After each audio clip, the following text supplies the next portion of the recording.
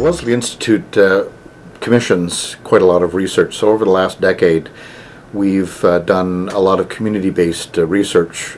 By community-based, we mean research that really draws on the experience and expertise of people who are homeless, people who are formerly homeless, people who live in affordable housing.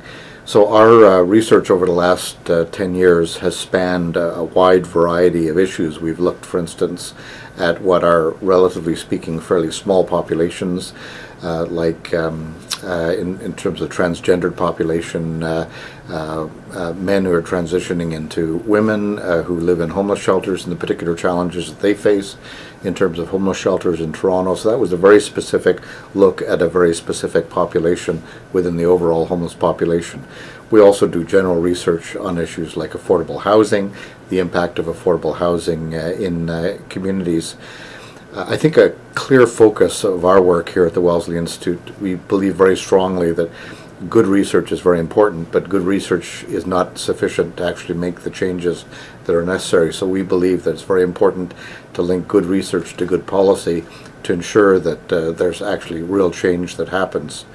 Our overall motto is advancing urban health, and so we really come at the issues of homelessness and affordable housing from a health perspective.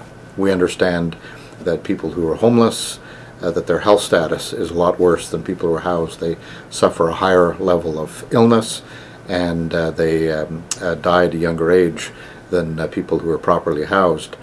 And similarly, when you look at people who are poorly housed, higher rates of morbidity or illness, and unfortunately a higher rate of premature death or premature mortality.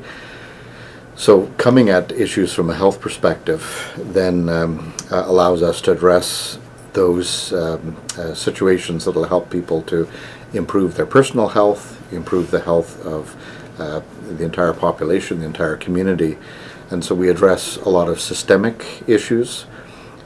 Some of the early work that I did when I joined the staff of the Wellesley Institute in 2005 was to help lead our practice in terms of the blueprint to end homelessness in Toronto. And this was an attempt to create for the first time in Toronto an overall plan, not just simply to reduce the numbers of homeless people or to make life a bit more comfortable for homeless people, but to actually end homelessness in Toronto. So through a year-long process, we developed a plan with many, many partners in the community.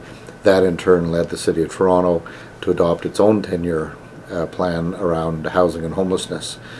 We've also been very active at the provincial level with a wide variety of partners through the Housing Network of Ontario, and nationally working with partners. And our goal is really addressed practical, incremental kinds of changes that will make a real difference and will lead to the kind of systemic changes that ultimately will reduce and end homelessness.